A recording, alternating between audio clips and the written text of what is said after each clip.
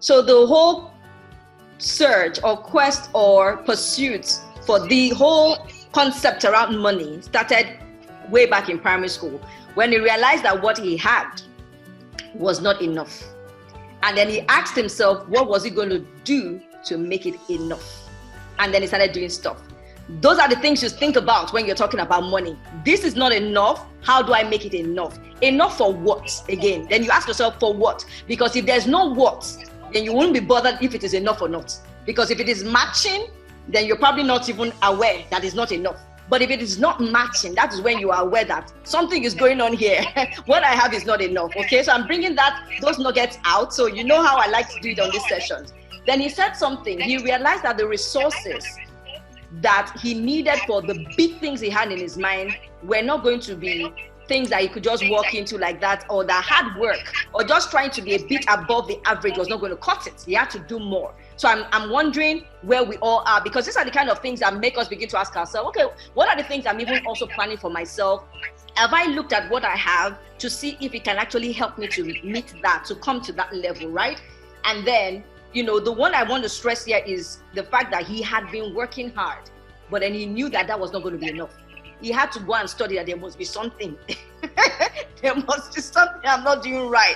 So I don't know how many of us have been trying all sorts, but we've not yet come to the point where we're like, there's something that is not right somewhere. I don't know why, but my fellow person started this business and I started the business. But what is happening? Oh, well, Adeolu is going to get to that for us today. So let me stop on that one and come to this question. For you and from your years of studying, now you've mentioned to us that you've been studying around it. What differentiates the rich from the not so rich?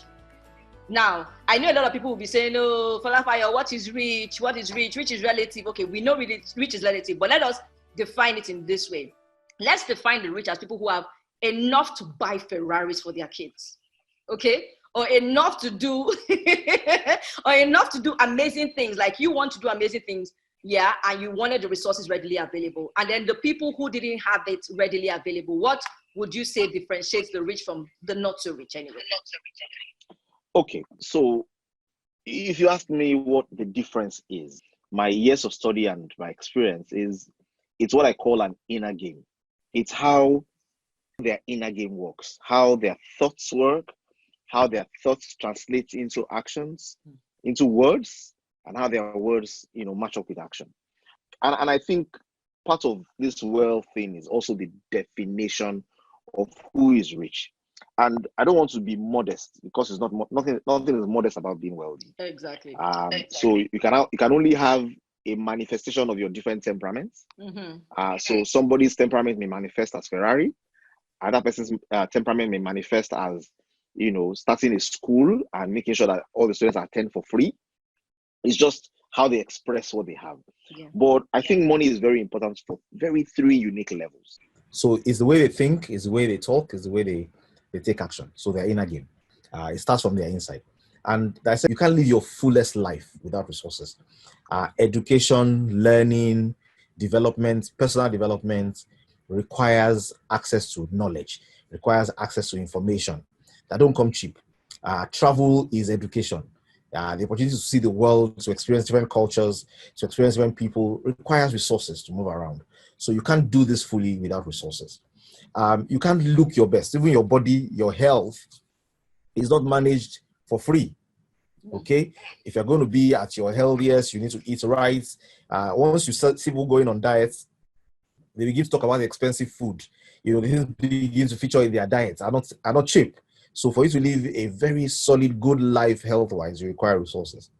Number 3, you are incapacitated in your ability to show love without resource. It is when you have money that you are able to give gifts, that you are able to make impact, able to make a difference.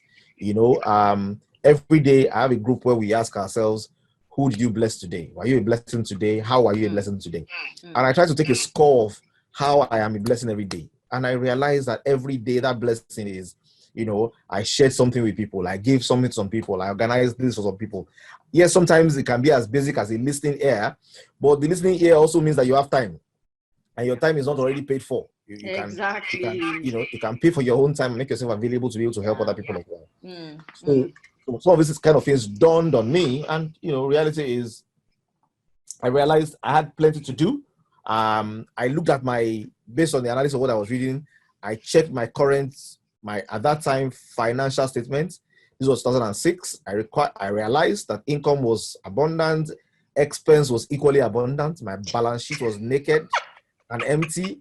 I had no debts because I was told it was bad to take loans. I had no assets because somehow I wasn't acquiring anything that was generating any value directly as well. So the difference is the inner game. The difference is what they believe. Yeah. The difference is what they, I tell people that life is a buffet. Okay? A poor man goes to the buffet and he asks for what he wants to eat. A rich man goes to the buffet and he asks for what he wants to eat. They are both equal. They have one head, two legs, two arms. Everything is equal, but their inner game is different, and what they demand from the offering, from the dish of the serving table of life is different. So if you can fix your inner game, welcome to wealth. Wow. Amazing. The inner game, guys, the inner game. Wow. This is really getting interesting, because for me, I kind of could agree with this, because if you go to a circle of people who are dealing with a lot of money, or who are enjoying the abundance that the world offers, or God has blessed them with, the conversation is different. The conversation is different because of what is coming out from the inside. And we need to start asking ourselves, what is the background of our conversations? Are we always saying, oh, I have this bill to pay? Oh, I have this thing that I'm struggling to do?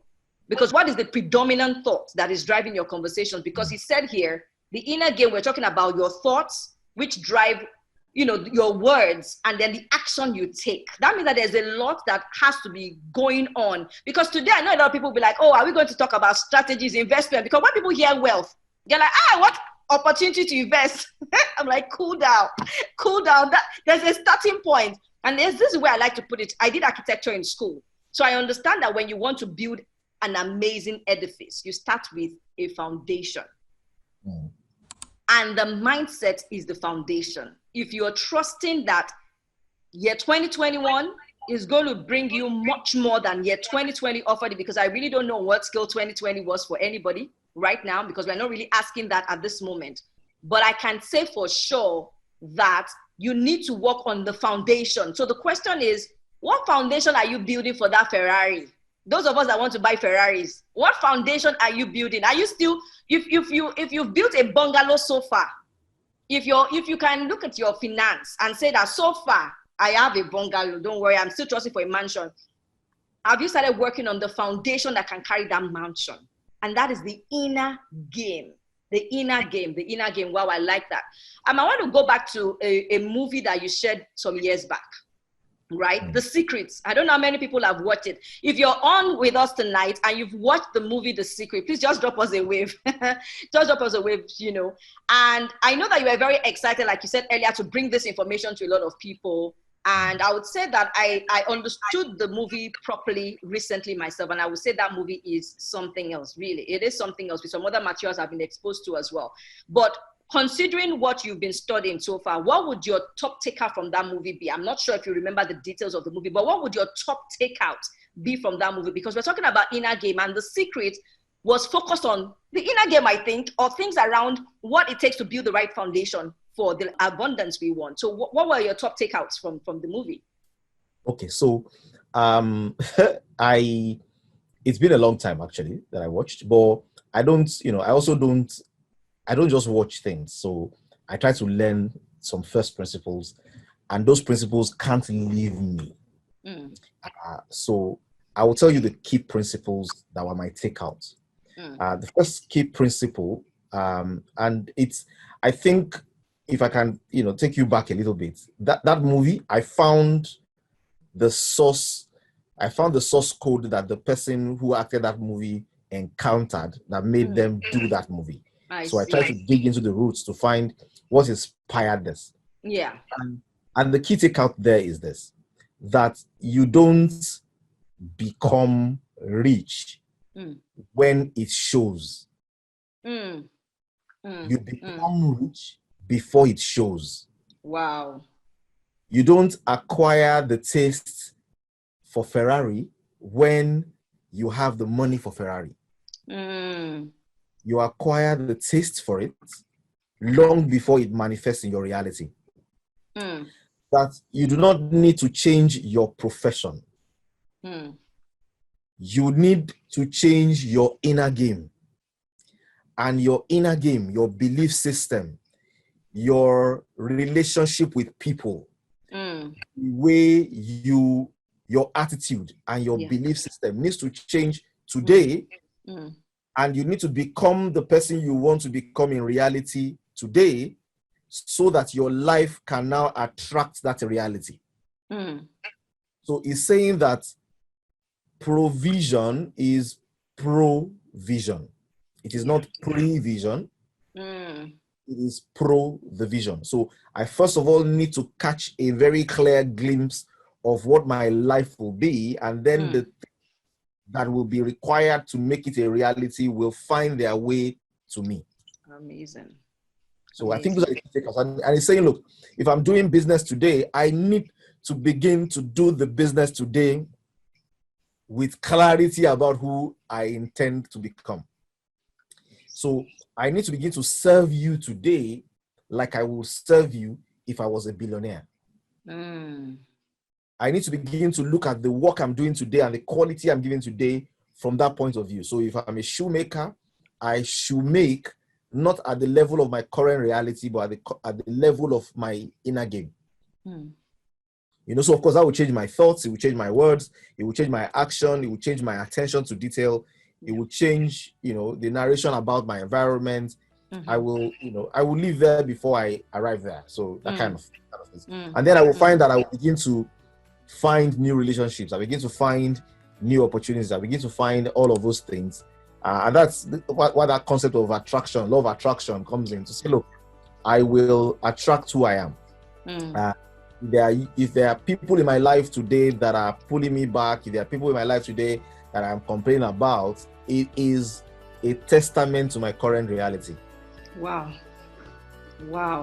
I was just like taking in all those things you were saying now.